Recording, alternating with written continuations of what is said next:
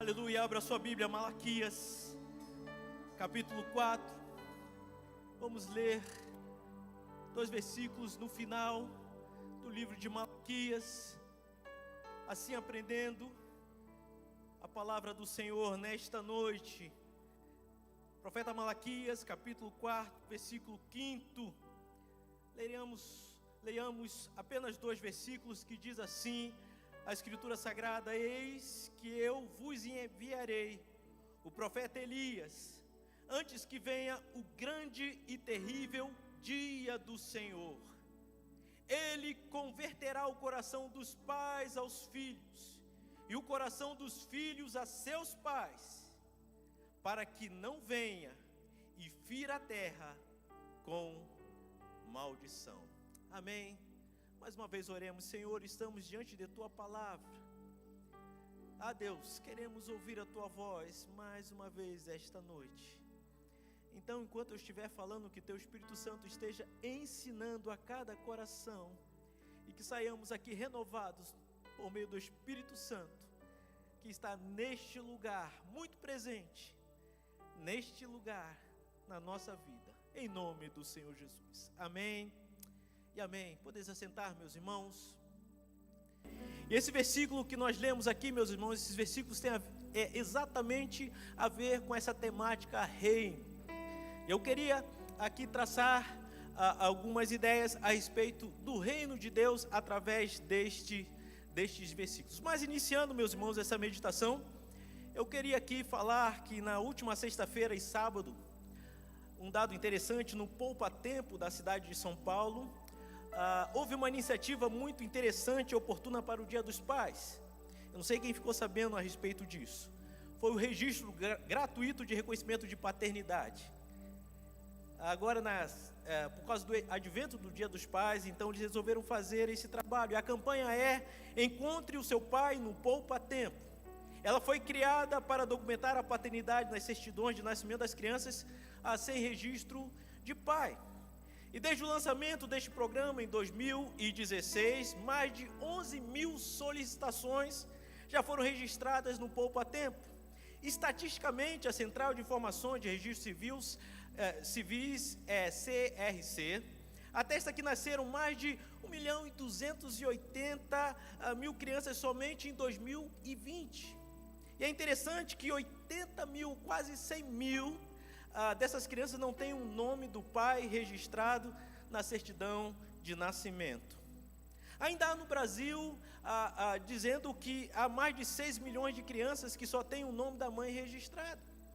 O IBGE ainda comprova que são mais de 12 milhões de mães que chefiam suas casas sozinhas, e destas 57% vivem abaixo da linha da pobreza. A pergunta é: aonde estão os pais dessas crianças? E a pergunta ainda é: como estão essas crianças? Veja bem, estamos falando sobre reino, e isso é importante.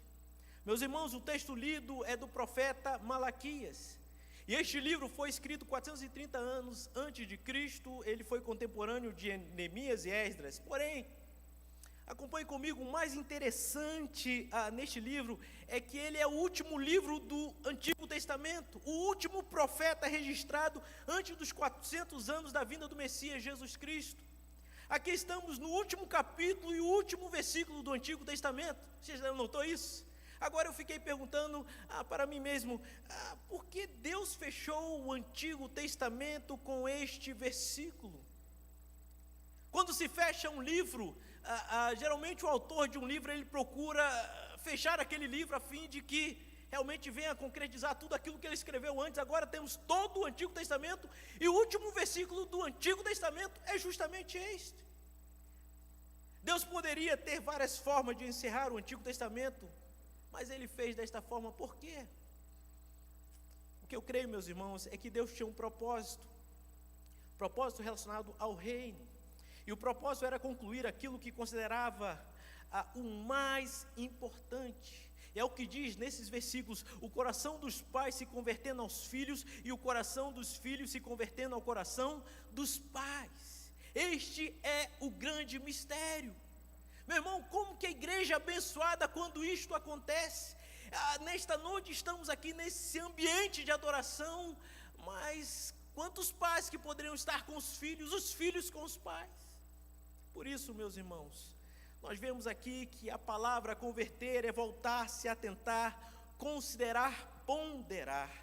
E este compromisso é tão sério que chega a dizer ainda no final do Antigo Testamento: tem que ser convertido o coração dos pais aos filhos, o coração dos filhos aos pais. Para quê?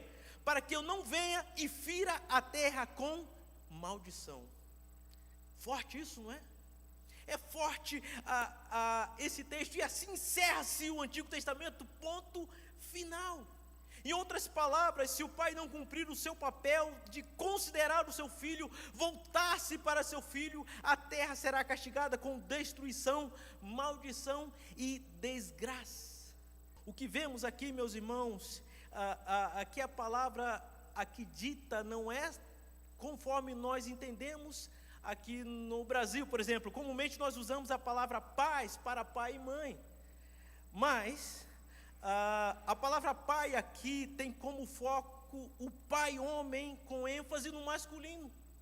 Essa é a ideia. Na versão bíblica da Septuaginta, a Septuaginta é uma versão do Antigo Testamento escrito do hebraico para o grego. Esse texto até mesmo foi traduzido da seguinte forma: o coração do pai voltar-se-á para o filho.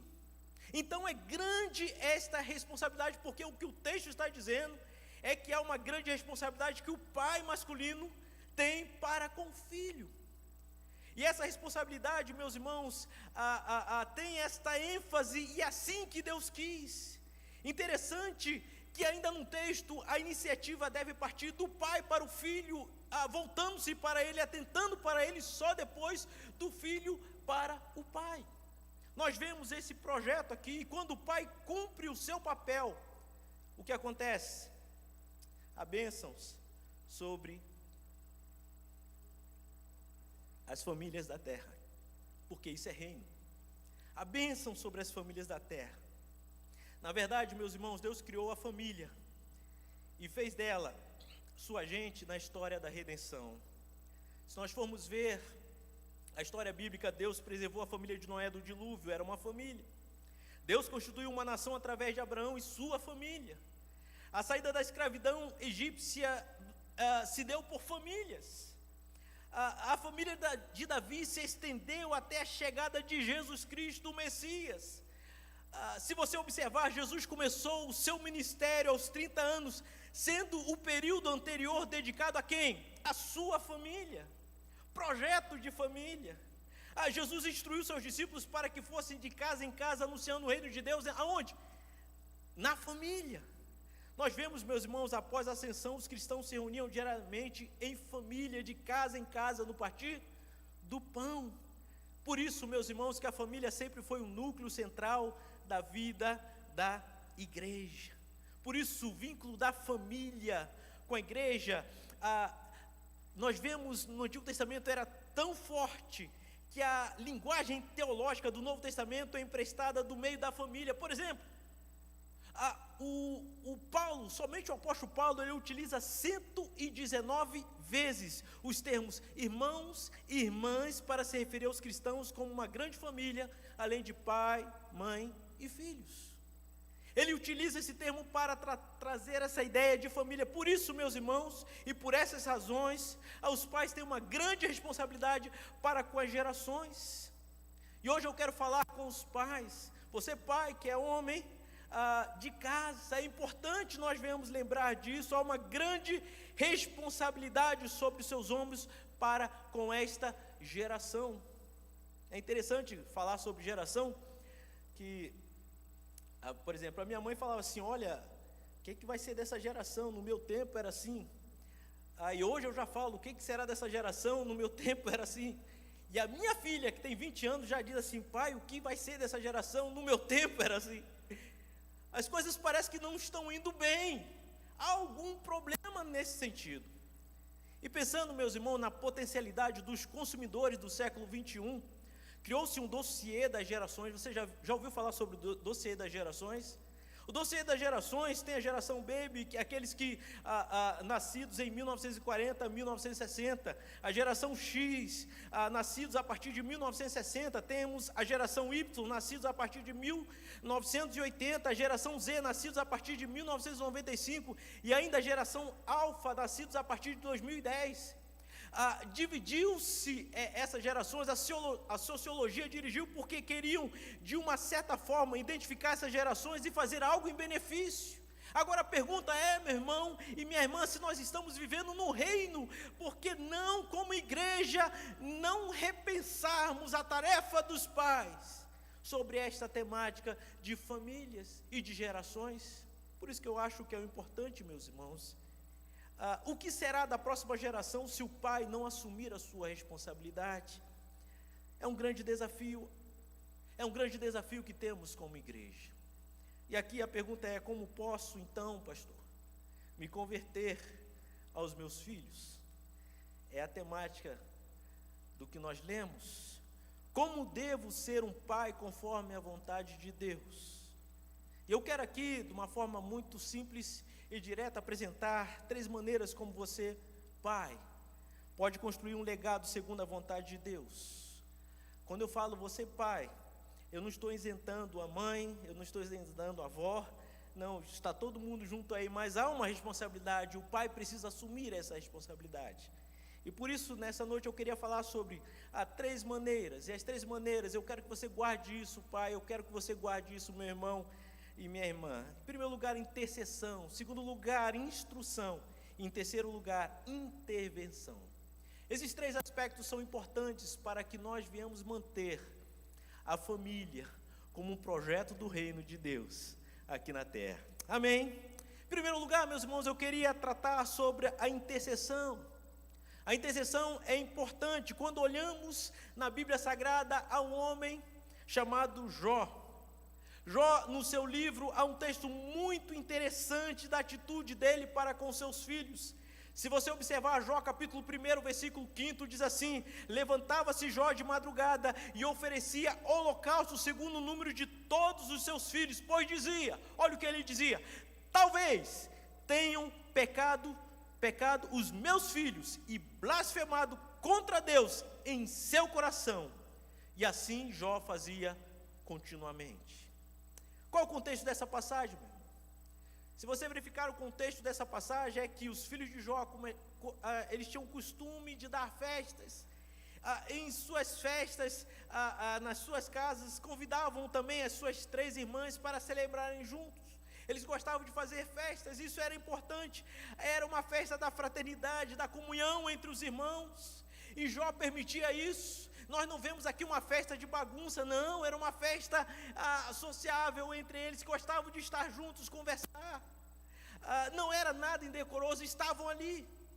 Porém, mesmo assim, note comigo, mesmo assim, Jó fazia sacrifícios para seus filhos, pois pensava, pode ser que um deles tenha pecado, desprezado Deus em seu coração.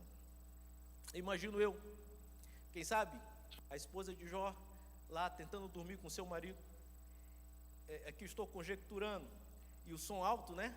Aí daqui a pouco o som para, aí ela diz, olha, acabou a festa, agora a gente pode dormir. Quantos pais sabem o que eu estou dizendo, né? Então já pode dormir. E nessa hora, que diz, vamos dormir agora, marido, ela diz, não, agora eu vou me levantar. Agora eu vou me levantar. Ele fazia isso, levantar de madrugada e orar pelos seus filhos. Nós pais levantamos de madrugada para ver os Jogos Olímpicos. Quem levanta a mão comigo? Quer dizer, eu não vi, mas né? Mas espera aí, pastor, levantar de madrugada para orar pelos filhos? Deixa para a esposa. Não, Jó disse, é comigo. Talvez algum pai diga assim, olha, Jó, você está exagerando. Não, eu não creio que Jó esteja exagerando, meu irmão. Os dias são maus. Precisamos orar pelos nossos filhos. Não espere que a situação seja difícil para você orar por eles. Comece desde já, estamos falando sobre o reino. Precisamos interceder pelos nossos filhos de madrugada, mesmo quando eles estão dormindo, orar por eles. Ore pelas amizades deles, ore pela carreira, pela profissão, pelo namoro, pelo casamento. Ore pela vida dele, ore para que esteja sendo formado o caráter de Cristo neles. Ora para que aprendam a glorificar a Deus em tudo o que fazem. Ore, prepare, cuide, acompanhe os seus filhos, faça uma lista e ore como Jó, que continuamente orava pelos seus filhos. Pai, fale menos dos seus filhos para os outros e fale mais para Deus dos seus filhos. Amém. Então, em primeiro lugar, meus irmãos, o grande desafio no reino é você, pai, levantar de madrugada, seja homem, levanta aí, ora, peça a bênção de Deus, a graça do Senhor sobre os seus filhos. Amém. Segunda verdade que eu vejo nesse texto, meus irmãos, é importante sim nós orarmos, intercedermos pelos nossos filhos, mas também a instrução é importante. Instrução é ensinar, instrução é a repetição, é o treino, isso tudo é importante, meu irmão. Quando falta a instrução, a família sofre, a igreja é envergonhada, a nação perde, e por isso que é importante a instrução.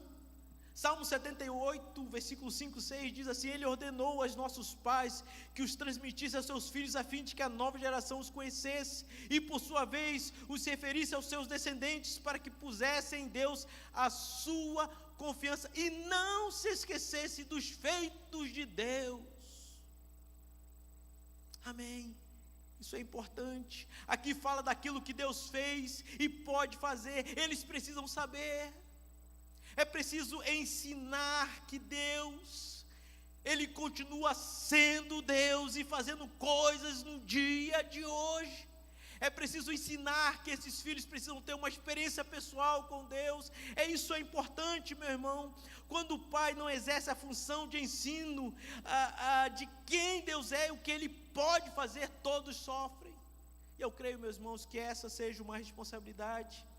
Esse sofrimento experimentou o povo de Deus no livro de Juízes. Juízes capítulo 2, versículo 10 diz: outra geração se levantou que não conhecia o Senhor, nem tão poucas obras que fizera a Israel. Ou seja, uma nova geração se levantou que não sabe mais quem é Deus.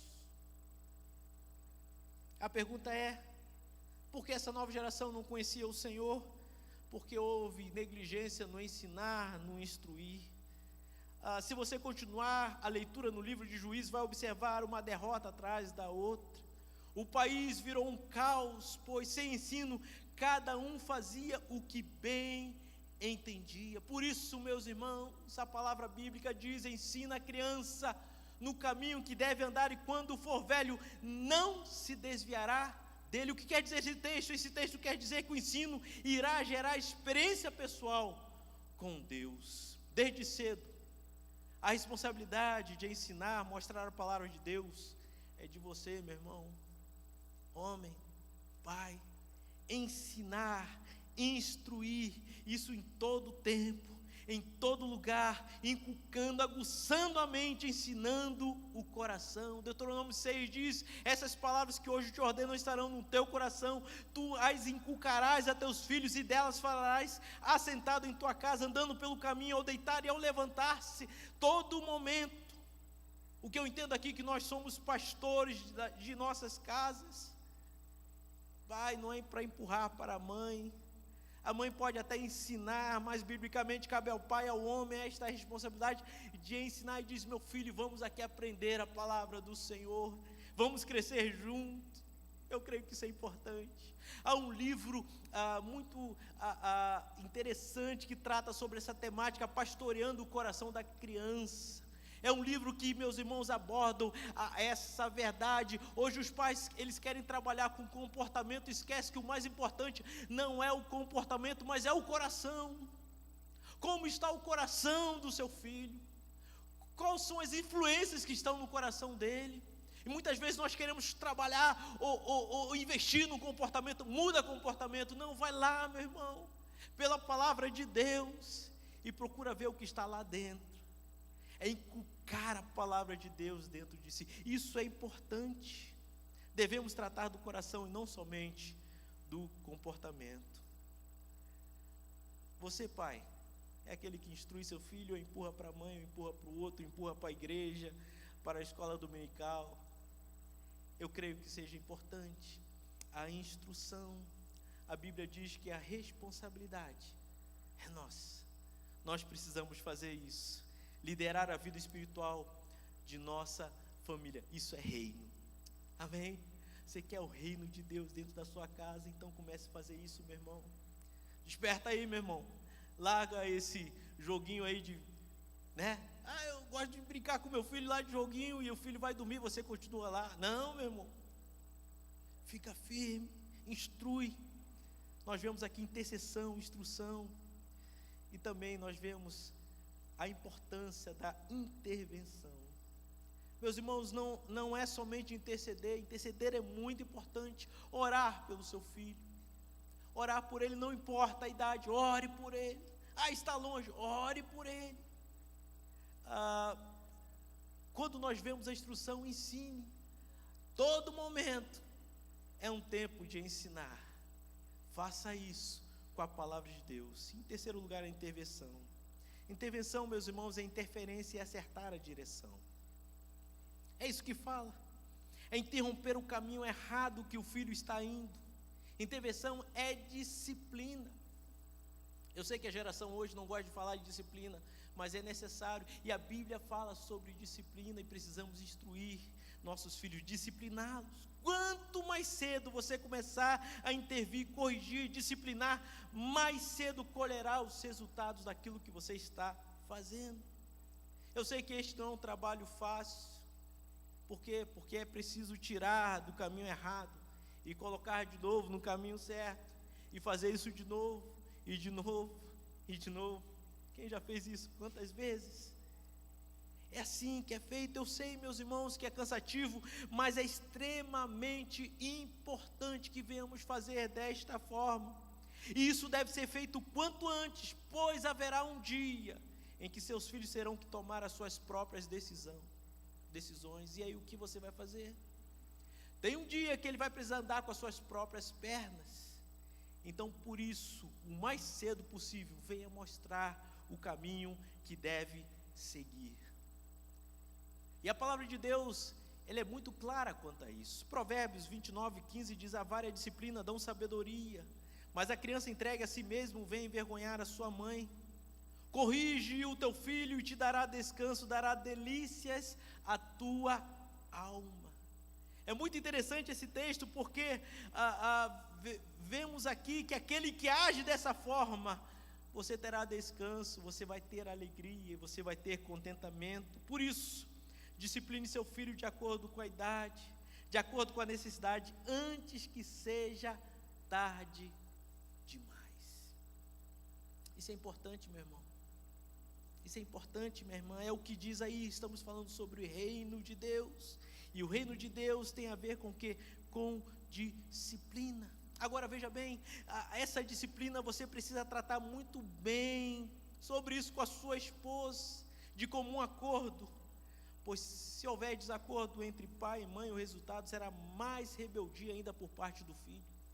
Então precisa haver este elo de ligação entre os dois, a fim de que a bênção de Deus esteja no meio do casal e da criação desses filhos. Peçam sabedoria e capacitação de Deus. Você está entendendo, meu irmão? Eu creio que há uma mensagem urgente na igreja, e essa mensagem tem a ver com o reino de Deus, e o reino de Deus tem a ver com criação de filhos.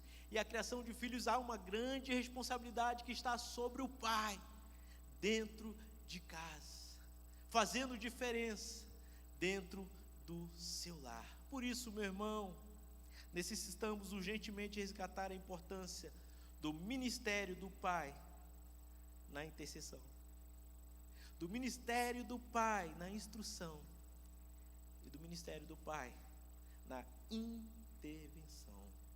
Amém? Você está disposto a isso? Você deseja fazer isso? Como está a sua vida diante de Deus? Estamos falando sobre reino. Quando você age dessa forma, qual é o resultado? Eu acho interessante, eu sei que nós já vimos várias vezes falar sobre Abraão, mas eu gosto da história de Abraão. Abraão, depois de passar no teste de oferecer o seu filho, depois de ter passado todo aquele período de ter que levar Isaac até o lugar do sacrifício, e Deus provê o cordeiro para o sacrifício, eu vejo que isso é uma dinâmica maravilhosa do reino de Deus. Abraão subindo aquela montanha com Isaac, enquanto Abraão subia, olha comigo como que o reino funciona, meu irmão. Olha comigo como que funciona as coisas espirituais, o reino de Deus. Deus exige um sacrifício, e Abraão vai subindo aquela montanha, mas enquanto Abraão, eu imagino, eu estou aqui conjecturando, mas enquanto Abraão ia subindo de um lado com o seu filho, do outro lado ia subindo o cordeiro.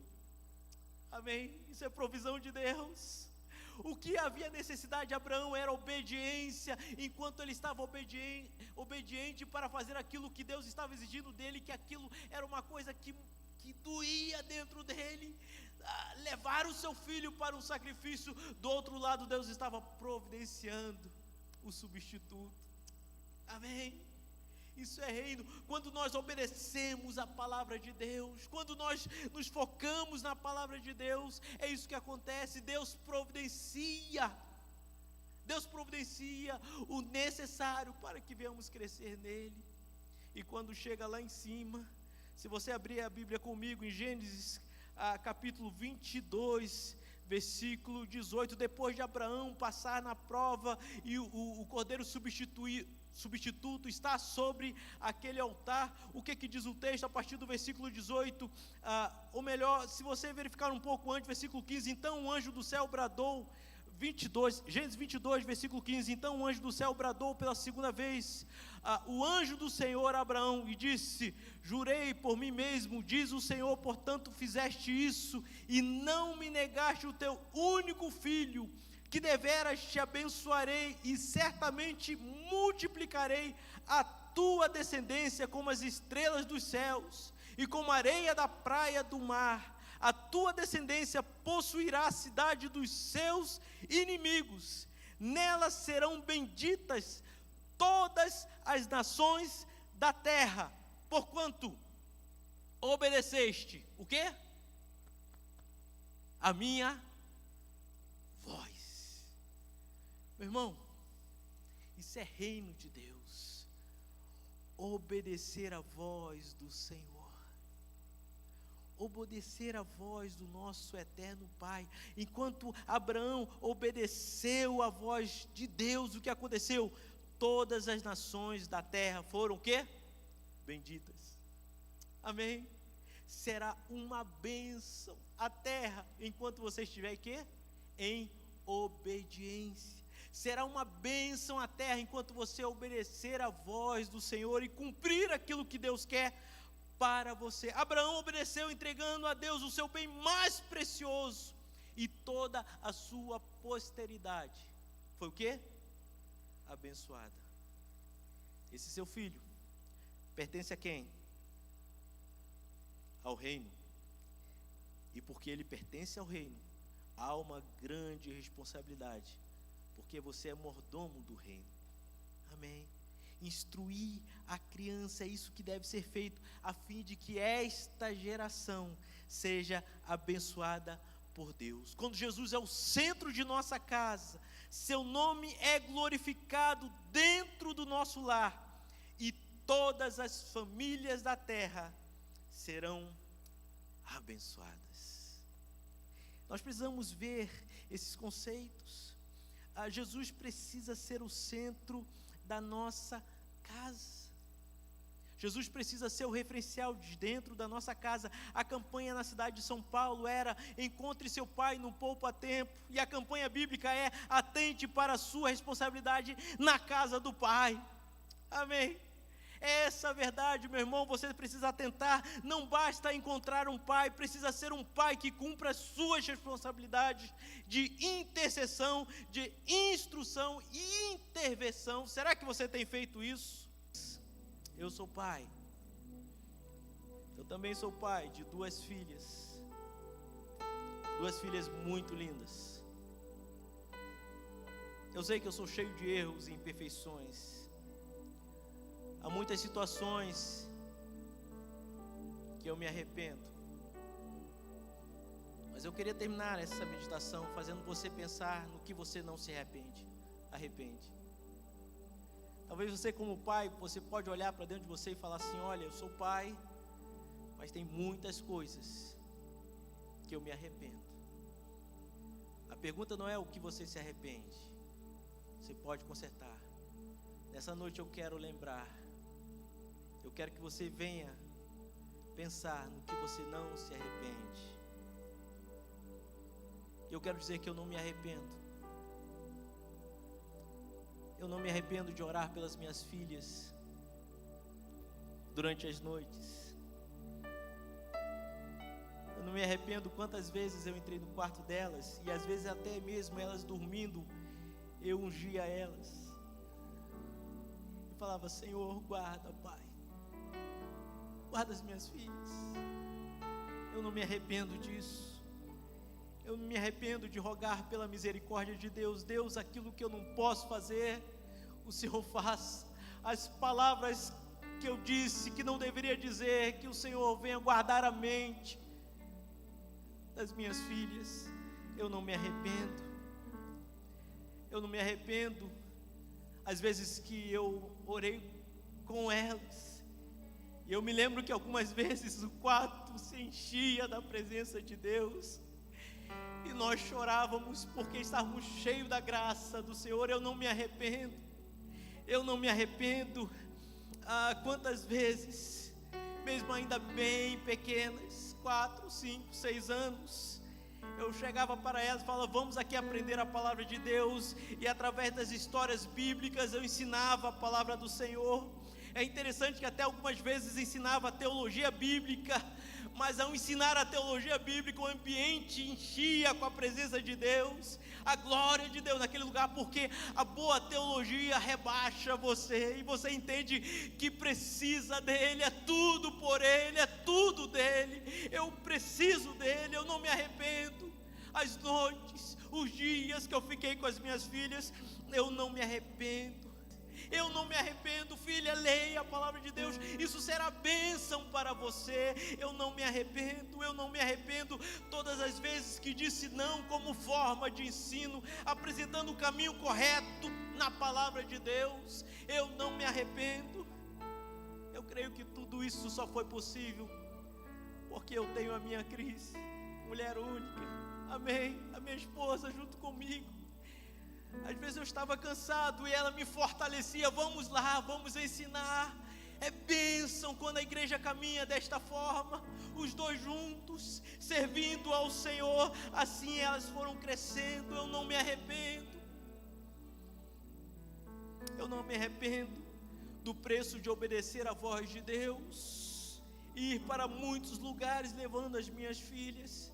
Quantas cidades elas viveram, mas muitas vezes foram elogiadas pelas filhas que tínhamos. Eu e minha esposa, eu não me arrependo de pagar o preço.